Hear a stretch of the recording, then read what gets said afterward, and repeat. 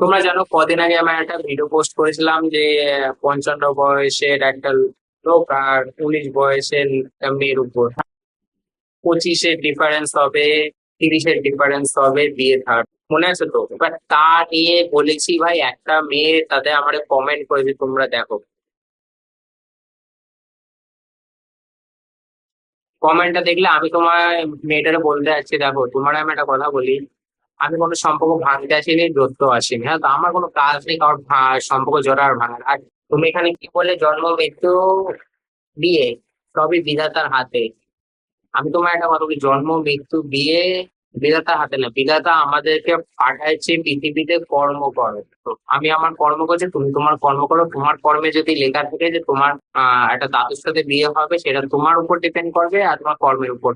আমার কর্মের উপর যদি লেখা থাকে যে আমার ঠাকুমার সাথে বিয়ে হবে, তাহলে সেটা আমার কর্মের উপর। এটা টোটালি ডিপেন্ড করে আমাদের নিজের কর্মের উপর। সে নিয়ে আমি কিছু মনে করতেও চাই না।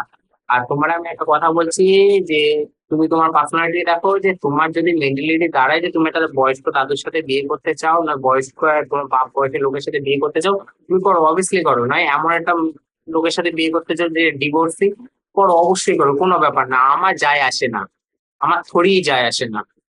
আর তোমার আমি আরেকটা কথা বলে দিচ্ছি, তোমার যদি মনে হয় যে তুমি দুটো বিয়ে করবে, দুটো বিয়ে মানে হচ্ছে একটা হাজবেন্ড দুটো বউ হিসেবে থাকবে না চারটে বউ হিসেবে থাকবে, এটা টোটালি তোমার মেন্টালিটির উপর ডিপেন্ড করে। দেখো একটা ছেলে কিন্তু হ্যাপি থাকবে, সে একটা ছেলের উপর কোনো ব্যাপার না, ছেলে যদি চারটে বিয়ে করে সে তো অল টাইম হ্যাপি থাকবে আমাদের কাছে। আর তোমার কাছে তুমি যদি জেলাস ফিল করো, সেটা তোমার উপর ডিপেন্ড করে। আর তুমি যে যেই কথাটা আমার বললে না, এটা তো তোমার জেলাস ফিল করা উচিত না। তোমার যদি ভবিষ্যতে যদি চারটে, সরি চারটে কি, একটা হাজবেন্ড আর চারটে যদি সখী থাকে, সমস্যা তো হওয়ার কথা না তাহলে। আর তুমি এখানে প্রমাণিত করে দিলে যে সমাজে প্রতিটা ছেলেদেরকে বলে দিলে যে একটা ছেলে ইনকাম করলে সে 5টা 6টা 8টা 10টা 9টা বিয়ে করতেই পারে। তুমি এটা বুঝাই দিলে। এবার তুমি যখন বুঝে দিলে, আমার কিছু বলার নেই। হ্যাঁ, এখানে তুমি আমাদেরকে আরো সুবিধা করে দিলে যে আমরা আমার মেন্টালিটি সেট করে নিলাম যে টাকা থাকলে তুমি 8-10টা গার্লফ্রেন্ড বানাও, কোনো সমস্যা নেই, মেয়েরা অ্যাকসেপ্ট করবে তোমার সাথে থাকতে। আর আরেকটা কথা, বিধাতা যদি তুমি যখন বললে যে বিধাতারই উপর ডিপেন্ড করে সবকিছু, তাহলে আমিও বলতে পারি যে আমার চারটে যদি বিয়ে হয় সেটা বিধাতার উপর ডিপেন্ড করছে, আমার উপর না। আমি চারটে 5টা বিয়ে করতেই পারি, নয় একটা ছেলে চারটে 5টা বিয়ে করতেই পারে। তুমি যখন সবকিছু বিধাতার নামে দোষ দিয়ে দিচ্ছ, তাহলে আমরাও দিতে পারি, এটা নেসেসিটি হয় না, সমাজে চলে না।